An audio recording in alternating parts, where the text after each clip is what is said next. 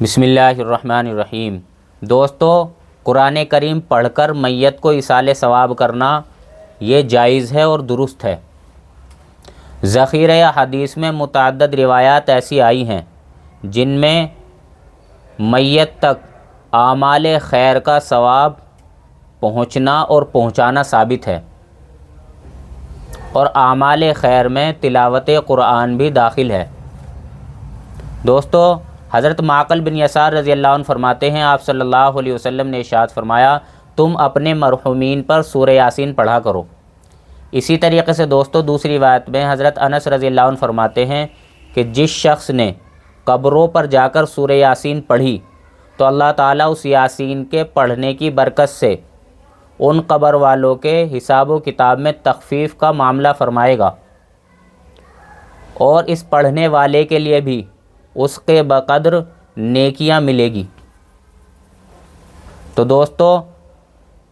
جو آدمی اعمال خیر مرحومین کی طرف سے کرے گا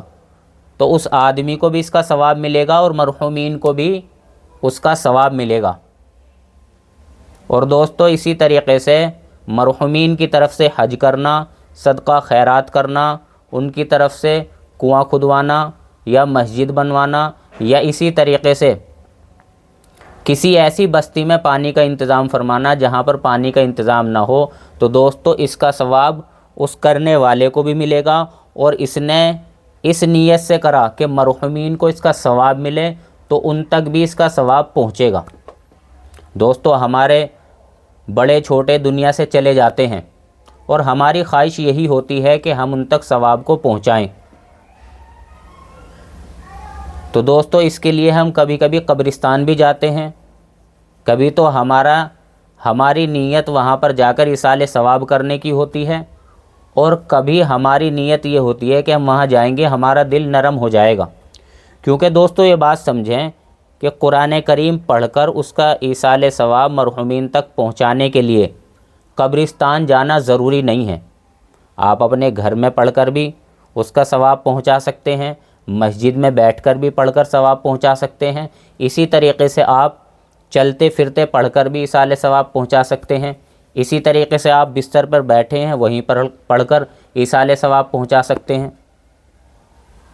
قبرستان جا کر پڑھنا بالکل ضروری نہیں ہے، لیکن دوستو اگر آپ کا دل چاہ رہا ہے کہ میں وہاں پر جاؤں گا، مجھے آخرت بھی یاد آئے گی اور میں اس بہانے وہاں کچھ پڑھ بھی لوں گا،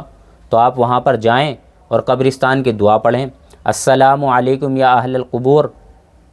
یغفر اللہ لنا ولکم انتم سلفنا ونحن بالعصر۔ آپ اس دعا کو پڑھیں، پھر اس کے بعد آپ اس طریقے سے کھڑے ہوں کہ آپ کا منہ تو قبر کی طرف ہو، میت کی طرف ہو، اور آپ کی پیٹھ قبلے کی طرف ہونی چاہیے۔ اس طریقے سے آپ کھڑے ہوں اور آپ کے جو کچھ بھی یاد ہو، سورہ یاسین ہے تو آپ سورہ یاسین پڑھ لیں پوری،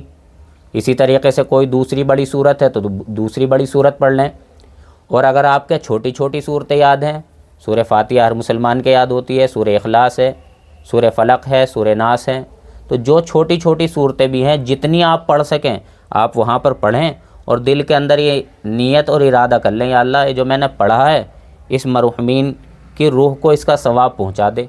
تو دوستو اس نیت کے کرنے سے ہی آپ نے جو پڑھا ہے اس کا ثواب مرحومین تک پہنچ جائے گا اور آپ کو بھی اس کا ثواب ملے گا۔ تو دوستو یہ آسان سا طریقہ ہے مرحومین تک ایصال ثواب قرآن پڑھنے کا۔ جس کے زیادہ یاد ہو، پورا قرآن ہو، کئی